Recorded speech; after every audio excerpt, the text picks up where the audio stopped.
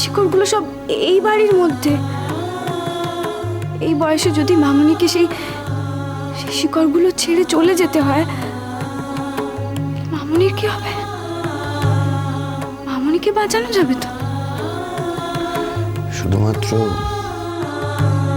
একটা বড় গাছ যার শিকড় জন্মে গেছে,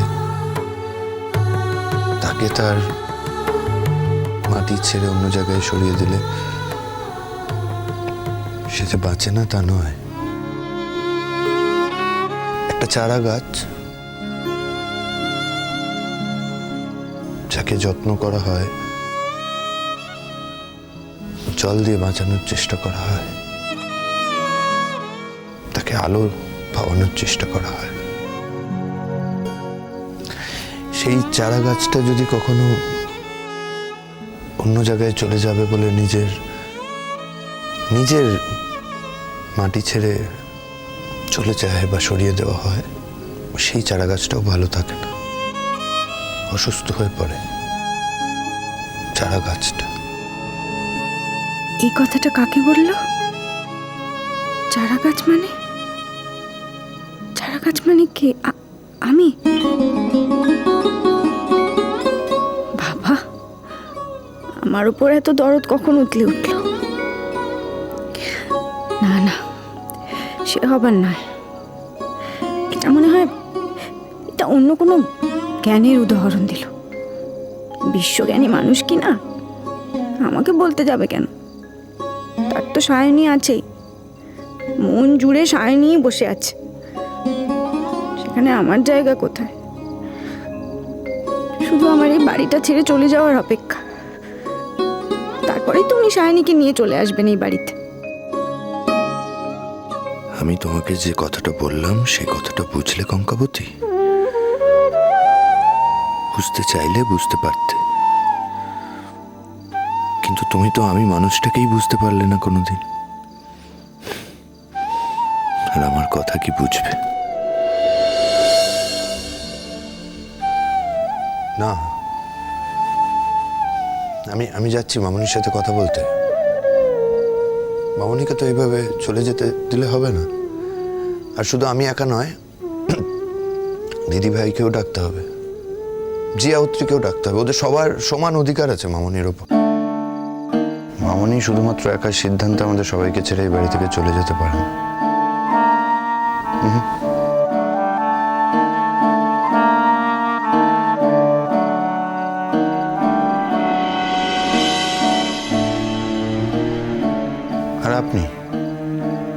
আর আপনি তো সবসময় মামনি করেন, খুব মামনি করেন। এখন যখন সবাই আমরা যাচ্ছি কথা বলতে, আপনি বোকার মতো এখানে দাঁড়িয়ে আছেন কেন? আপনার নিশ্চয়ই প্রয়োজন নেই, তাই? না না, আপনারা ভাই বোনেরা যাবেন বললেন, তাই আমি। একা?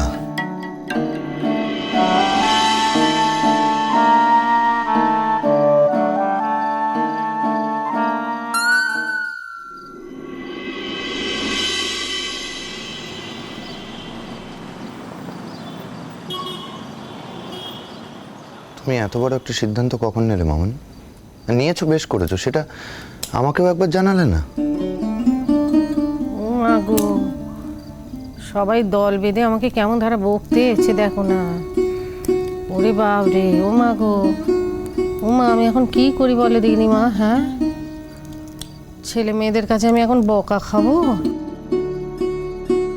আমি তোমাকে বকতে আসিনি মামনি, আমি শুধু তোমাকে এটা বলতে এসেছি, যাওয়ার যে ভাবনাটা তুমি ভেবেছো সেটা তোমার মাথা থেকে বের করে দাও।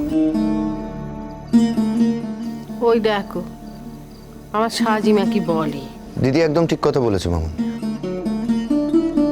আর যদি তুমি এখান থেকে চলে যাও, তাহলে এতদিন কেন আটকেছি আমরা তোমায়? তার মানে তো এটা দাঁড়াচ্ছে যে আমাদের কথার বা আমাদের ইচ্ছের কোনো দাম নেই তোমার কাছে।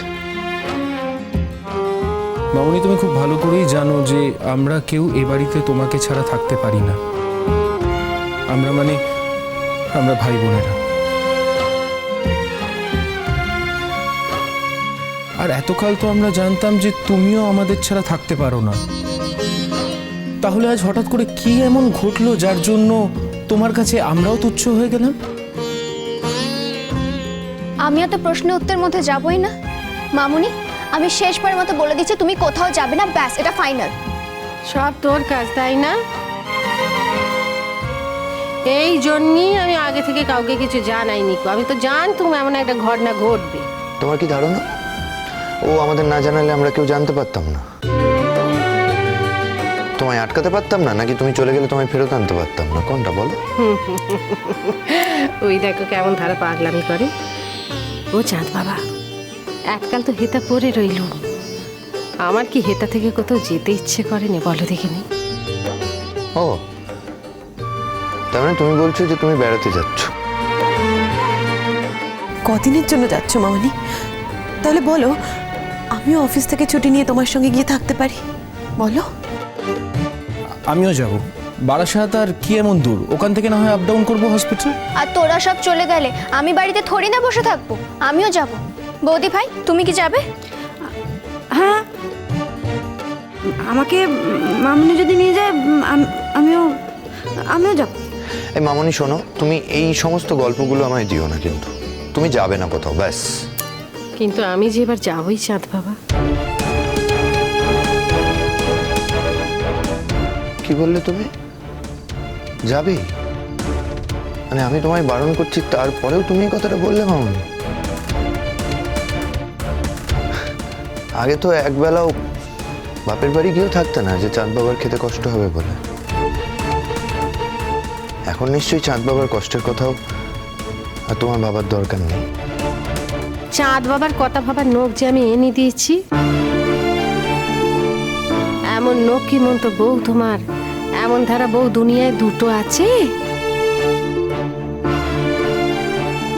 জানো কি বউ আমার সংসারের নোকেদের যা যত্ন আত্তি করে, এই তো বগ্ন হারামজাদা, সেও যদি না খেয়ে থাকবে তো মেয়ে আমার খাবে নিকো। এমন বউই তো সংসারে দরকার বলো দেখিনি? হ্যাঁ, যে সব মানুষদের এত ভালোবাসবে, ছেহ দিয়ে আগলে রাখবে। আমি আর তোমার জন্য কোনো চিন্তা করিনি গো চাঁদ বাবা। আমি জানি তোমার যা নক্ষীমন্ত বউ তোমায় খুব ভালো রাখবে। তোমার এই বউকে নিয়ে এবারই নানা মনীষীর তো নানা মত আছে, কিন্তু আমি তোমাকে কথাখানা কয়ে দিচ্ছি, এমন যোগ্য বউ তোমার আর কোনোদিনও হতে পারতো না। এটা আমি তোমাকে বলছি, এটা হলো গিয়ে হক কথা। আমি এই বিষয়ে কোনো কথা বলতে চাই না মামনি। আমি এখানে তোমার থাকার বিষয়ে কথা বলছি। এমন ধারা ঝাঁঝে কথা বলছো কেন চাঁদ বাবা? বাড়ির সবাই মেয়েটাকে এমন ধারা হেলা ছেদ্দা করছে, তুমিও যদি এমন ধারা ব্যবহার করো তাহলে মেয়েটা কার মুখের পানে তাকে থাকবে বলো দিগনি? হেতা থাকবে? কে বলেছে থাকবে না? মানে থাকবে না তো কোথায় যাবে? মানে থাকবে না কে বলেছে? আচ্ছা, এবার কি আমাদের বাড়ির সব লোকজন একজন একজন করে চলে যাবে নাকি? হ্যাঁ, আমি তো চাই না ও এখানে থাকুক।